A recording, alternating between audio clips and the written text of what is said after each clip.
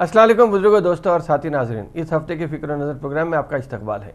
जब हिंदुस्तान की बात आती है या तेलंगाना की बात आती है तो कुछ ना कुछ तेलंगाना की भी बात मैं ये सोचा कि इस मर्तबा बात करना ज़रूरी है। रमज़ान का महीना है, सरकारी इफ्तार पार्टी भी हो गई है, लेकिन सरकारी इफ्तार पार्टी की बात मैं बाद में करूँगा। पहले ये ज़रूर कहूँगा कि तेलंगाना में कुछ दिन पहले बंजारा भवन का इफ्तिताह अमल में आया था और बंजारा भवन के अलावा भी और ऐसे भवन बने हैं जिसमें किसी न किसी तबके को खुश करने की बात आई थी।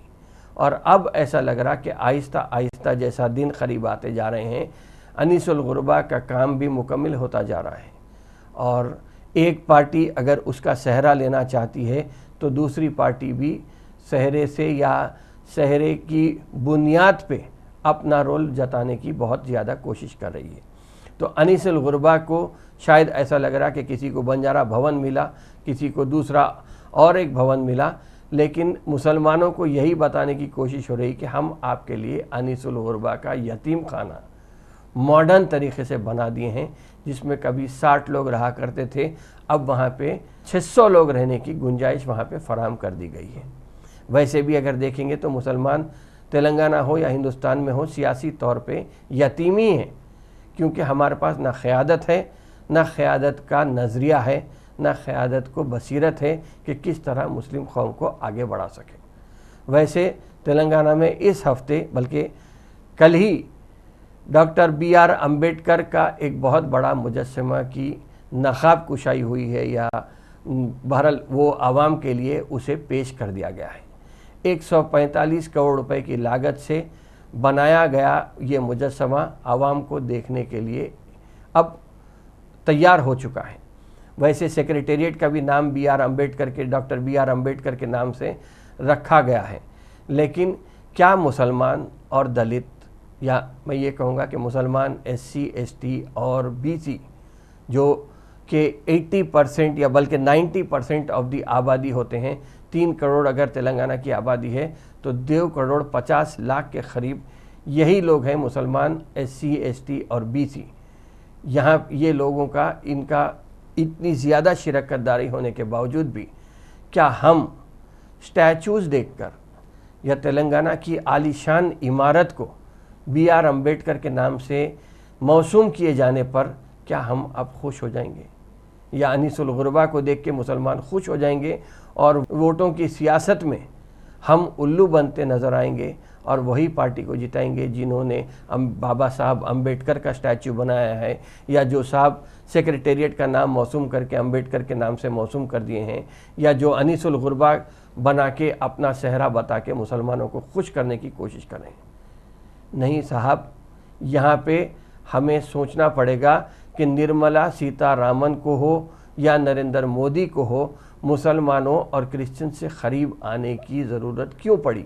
अगर उनके ऊपर आलमी सतह पे या आलमी सियासत का या आलमी क़यादत का उन पे बोझ था, तो क्या हम हिंदुस्तान में रहकर कुछ इतने मजबूर नहीं कर सकते हुकूमत को यहाँ की कि वो हमारे पे कुछ और तरीक़े का करम करें, बजाय इसके कि इमारतों के नामों को या किसी एक को मुसलमान को मिनिस्टर बनाकर या किसी एक को अपने तबके से कोई एक ज़ात के आदमी को मिनिस्टर बनाकर कब तक ये चीज़ बताकर मुसलमानों को या दलितों को खुश करते रहेंगे।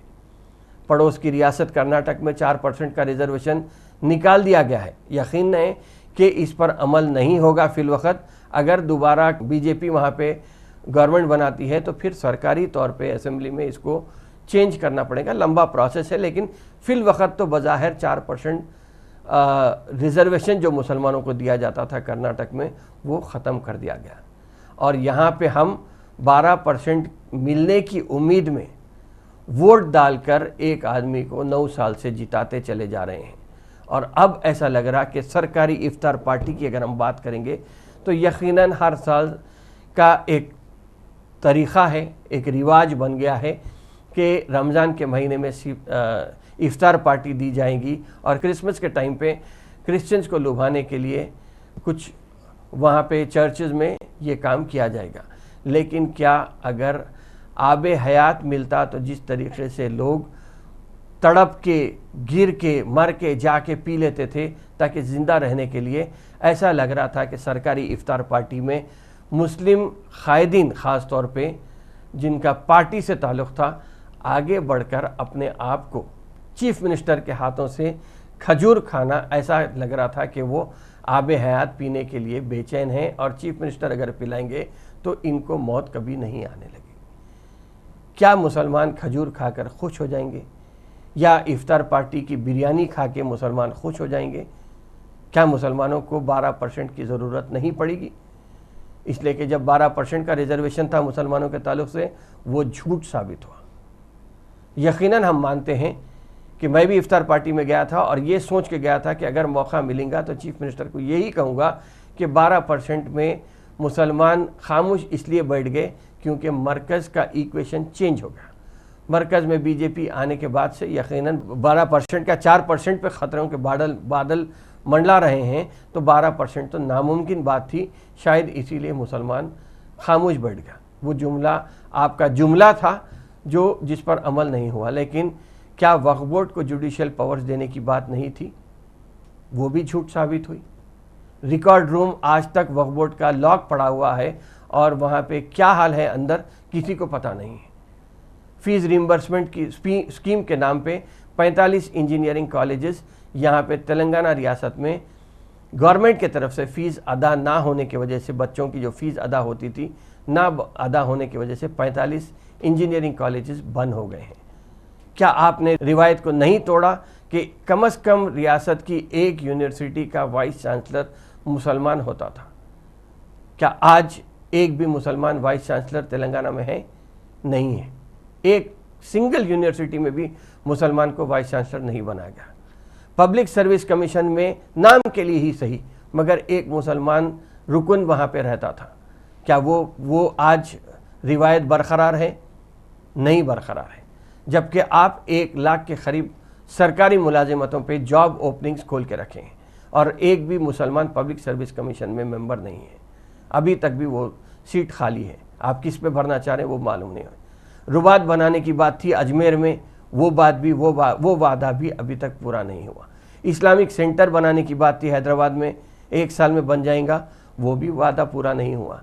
तो आखिर मुसलमान खजूर खाकर या सिर्फ 12,000 करोड़ रुपए देने की बात आपने कही इफ्तार पार्टी में, यकीनन मैं मानता हूं कि आपने 12,000 करोड़ रुपए सर्फ किए हैं मुसलमानों की फलाह व बहबूद पे, लेकिन शादी मुबारक में पैसे देना मैं समझता हूं कि ये मुसलमानों की फलाह व बहबूद नहीं है।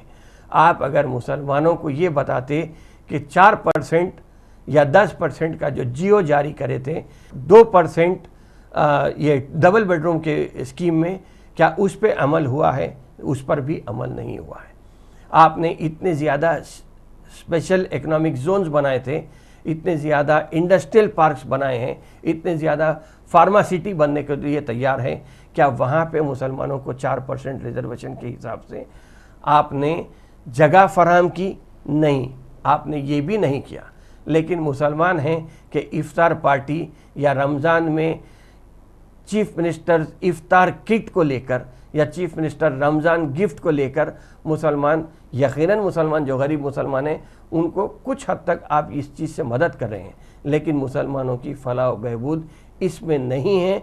मुसलमानों की फलाह व बहबूद के लिए जिस तरह कांग्रेस पार्टी ने या राजशेखर रेड्डी चीफ मिनिस्टर थे वक्त जो 4% रिजर्वेशन का वादा पूरा किया था, उसमें मैं समझता हूँ कि आज मुसलमान बच्चे इंजीनियर बन के बाहर निकले हैं, आज मुसलमान बच्चे डॉक्टर बन के निकले हैं, मुसलमान बच्चे प्रोफेशनल ग्रेजुएट्स बन के बाहर निकले हैं, मुसलमान बच्चे डेंटल डॉक्टर बन के आगे निकले हैं।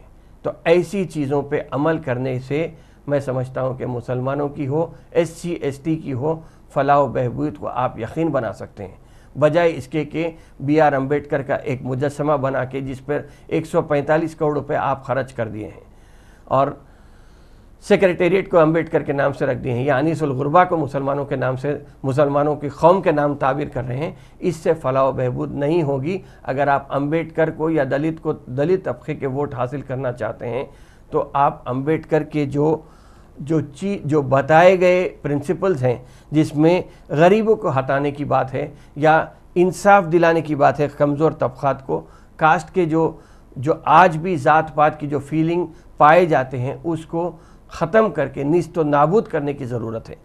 ان سب چیزوں کو آپ کو کرنے کی چیز، یہ عمل اگر کرتے ہیں تو میں سمجھتا ہوں کہ مسلمانوں کی، دلتوں کی اور امبیڈکر کا جو سپنا تھا اس کو خوش کرنے کی ایک بات کر سکتے ہیں آپ، بجائے اس کے کہ افطار پارٹی دینا یا کرسچنز میں یا ایسٹر کی پارٹی میں کوئی جا کے وزیر اعظم نریندر مودی ہو یا چیف منسٹر KCR ہو یا کوئی اور ریاست کے چیف منسٹر ہوں، جا کے اظہار ہمدردی جتانے کے یا زبانی ہمدردی جتانے کے، باضابطہ طور پہ آپ کو سنجیدگی کے ساتھ کچھ ٹھوس ایسے اقدامات کرنے کی ضرورت ہے جس پہ کہ پوری قوم ترقی کرے اور ملک ترقی کرے۔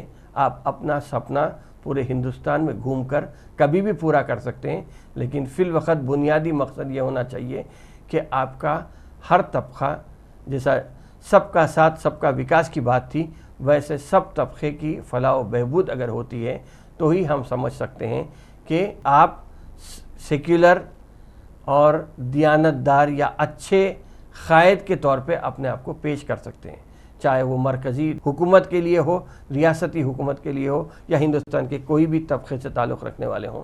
ان سب کے لیے آپ اگر سنجیدگی سے عمل کریں گے تو ہی اس بات کو یہ بات تسلیم کی جا سکے گی کہ آپ یقیناً ہر ایک کی فلاح و بہبود میں یقین رکھتے ہیں۔ بہرحال میں اپنی بات کو ختم کرنے سے پہلے یہی علامہ اقبال کا شعر بولیے یا قرآن شریف کی آیت کا ترجمہ بولیے، وہ یہ ہے کہ خدا اس قوم کی حالت نہیں بدلتا، نہ ہو خیال جس کو خود اپنے بدلنے کا۔ اس بات کے ساتھ اپنی بات کو ختم کرتا ہوں۔ سوچئے، سوچ کے عمل کرنے کے لیے کون ہمدرد ہے، کون زبانی طور پہ ہمدرد ہے، کون عملی طور پہ ہمدرد ہے، یہ سوچ کے فیصلہ کرنا ہماری ہر ایک کی ذمہ داری ہے۔ بہرحال ان چند باتوں کے ساتھ میں اپنی بات کو ختم کرتا ہوں۔